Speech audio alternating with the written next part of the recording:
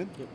Coach, I guess if you could just talk again about Ronnie Rousseau and his situation and the status on the team. Yeah, it's been a from our standpoint, it's been a heartbreaking thing to see because Ronnie's such a great kid. His work ethic has been contagious.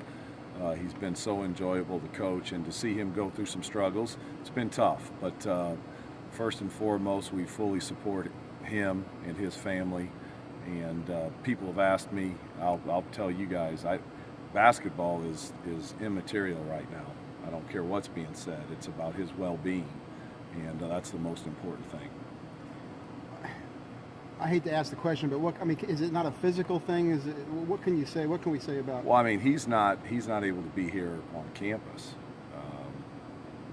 He's gone through some things, and he's under the care of his doctor back in Cincinnati. We certainly wanted him back. Do you know anything about what he plans to do, short-term, long-term?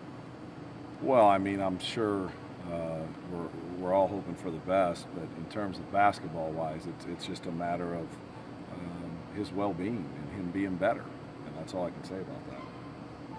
Flipping to the Loyola game coming up here, coming into this game, 2 overtime losses. Just talk a little bit about the state of the team right now, heading toward that game and coming home. 2 tough games, and we were unable to get it done.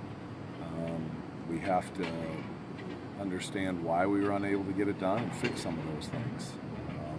But we'll have to be ready to go for Loyola. They're one of the best offensive teams in the country. They've got very good players.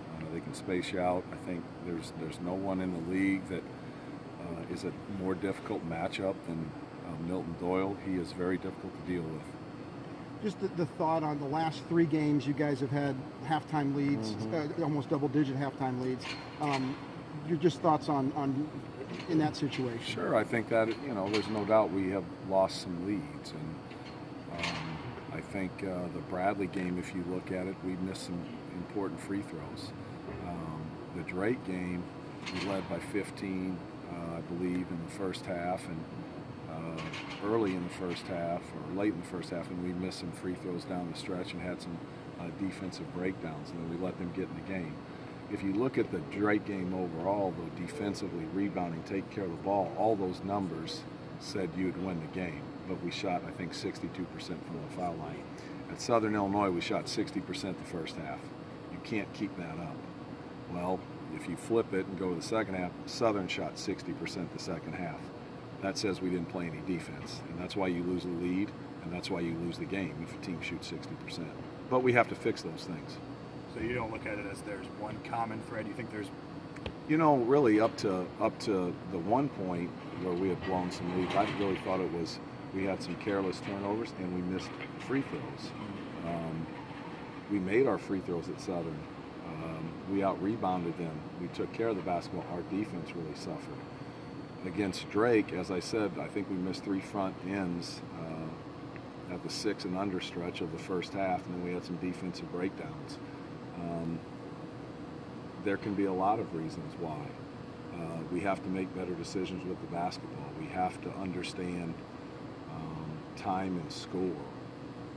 But the Southern game, that came down to letting the team shoot 60% the second half, and I hadn't seen that from our group. So it could be numerous things, but we have to be better.